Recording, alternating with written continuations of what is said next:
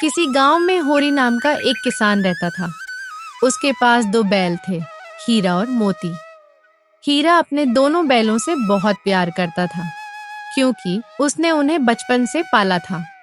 हीरा नाम का बैल शांत और सीधा था, जबकि मोती थोड़ा तेज और गुस्सैल स्वभाव का। दोनों ही बैल दिखने में सुंदर थे और खेतों में काम करने में भी बहुत तेज। बहुत वक्त साथ बिताने की वजह से हीरा और मोती अच्छे दोस्त बन गए थे। वो एक साथ खाते, एक साथ रहते और आपस में अपनी भाषा में बातें भी करते थे। एक दिन हीरा अपने घर में बैठा था। तभी उसकी पत्नी, जो उन बैलों को ज्यादा पसंद नहीं करती थी, आकर बोली, इन दोनों बैलों को कुछ दिन के लिए मेरे मायके भेज दीजिए। वहाँ खेतों में काम करने के लिए कोई नहीं है। इनकी बहुत जरूरत है। हीरा अपने दोनों बैलों, हीरा और मोती, से बहुत प्यार करता था। वो उन्हें कहीं भेजना नहीं चाहता था, लेकिन अपनी पत्नी की बात को वो टाल भी नहीं सका। आखिरकार भारी मन से उसने अपने दोनों प्यारे बैलों को अपने ससुराल भेजने का फैसला कर लिया।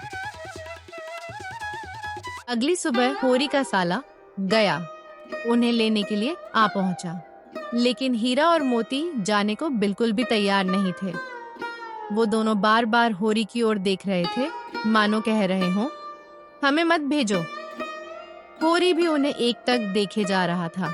उसका मन भारी था, आंखें भीगी हुई थीं, लेकिन वो मना नहीं कर पाया। गया ने बड़ी मुश्किल से उन दोनों को मनाया और अपने घर की ओर ले चला।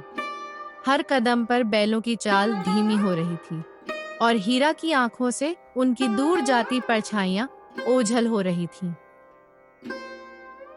बहुत ही मुश्किल से होरी का साला गया हीरा और मोती को अपने घर तक ले जा पाया।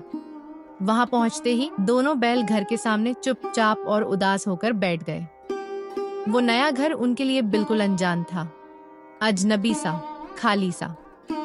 दोनों बस एक दूसरे को दुख भरी निगाहों से देख रहे थे, जैसे कुछ कह भी नहीं पा रहे हों।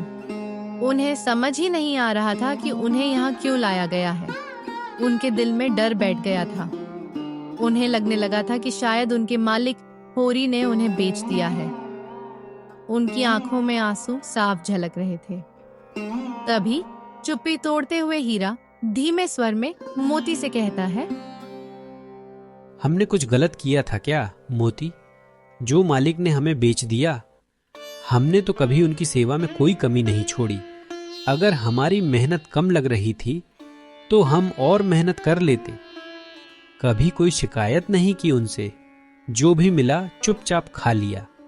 मुझे तो लगता था अगर खेतों में काम करते करते मेरी जान भी चली जाती तो भी मुझे कोई दुख नहीं होता।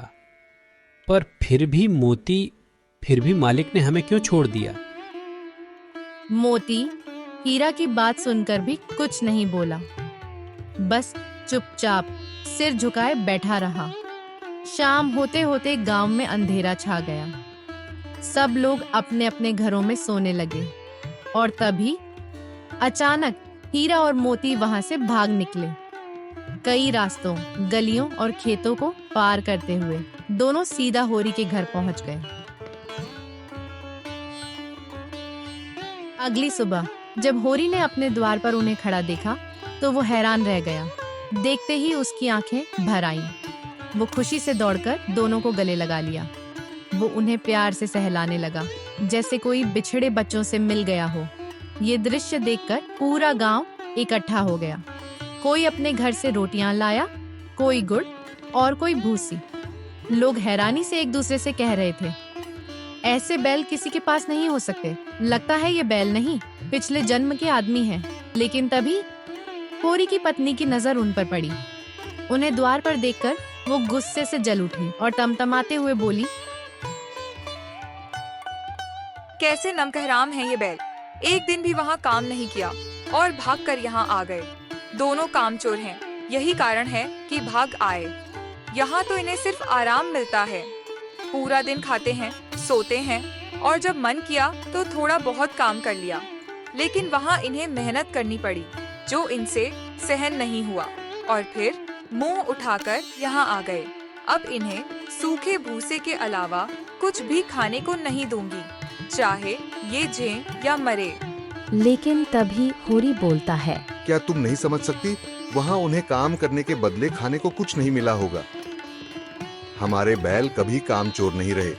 उन्हें जितनी मेहनत करनी पड़ी वो कर रहे थे, लेकिन जब पेट खाली हो तो इंसान भी हार मान जाता है। उन्होंने भागकर यहाँ आने का जो फैसला लिया वो कोई छोटी बात नहीं थी। वो हमें अकेला छोड़कर नहीं जाना चाहते थे।